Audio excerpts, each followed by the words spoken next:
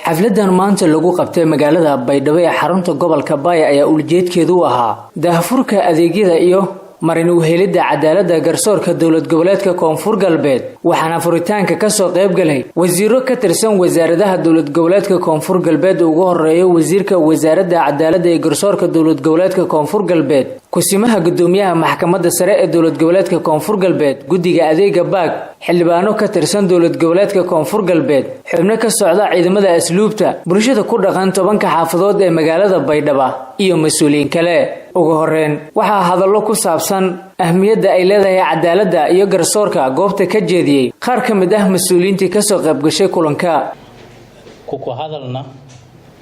arrimo maarne la face grade oo waqti dhow waana runtii wali walaanka muhiimsan bulshada wada nool way in maarne la hela cadaalad wala mas'uulku ku ayta qoyska kiika naftiisa ku bilaawdaas dadaal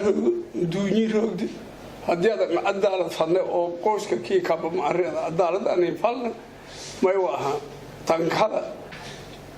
hubiyeen daba galeen su'aal naga weydiiyeen hubsadeen gudadani sida u shaqeynayso iyo faa'iidada ay ku soo kordhinayso guud ahaan wasaaraddiisa iyo guud ahaan gobolka magaceeda markii lagu dhawaaqay waa iska fududahay laakiin in la fuliyo wax adag waay al-adaalatu ra'sul hikma liirada cadaaladda xikmad ayay madax u tahay waa meesha ugu dhow oo ugu hooseyso hadal wanaagsan qofka inaad ku dhahrid maxaa yeelay qofka hadal xun ku dhahday iyo qofka hadal wanaagsan ku dhahday way kala duwan yihiin marka aniga waxaan ku soo kooban leeyahay hal kelimo oo ah sidii adiga jacayl dadku ugu dhaqmaan ummaddu ku dhaqan sala ay ka duwan tahay ee adahaas ay tahay ee aad 40 sano soo jirtay haddaan saxsanahay ilaa 40 wadan ka soo shaqeysay wax badanna ka qabatay cadaalad marka waan ku faraxsanahay muddadan kooban inay ka howlgasho Koonfur Galbeed marka aniga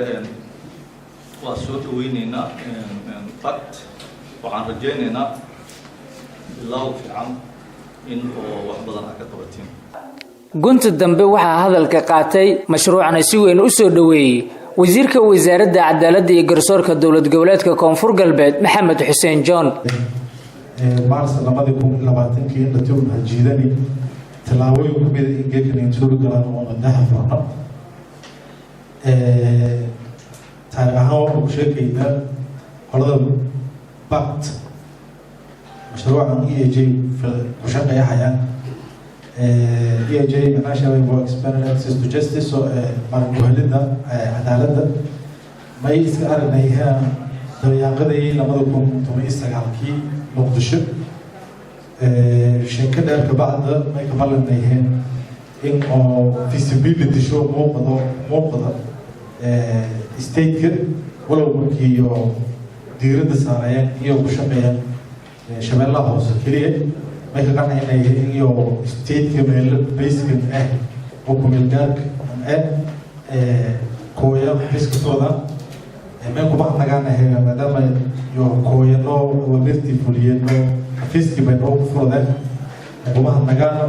wasaaradda cadaaladda iyo garsoorka dawlad goboleedka Koonfur Galbeed ayaa wada dadaalo lagu dardargelinayo samata bixinta ama horumarinta adeegyada cadaaladda ee garsoorka dawlad goboleedka Koonfur Galbeed Maxamed Deeq Serjito TV-ga Somali Channel Baydhabo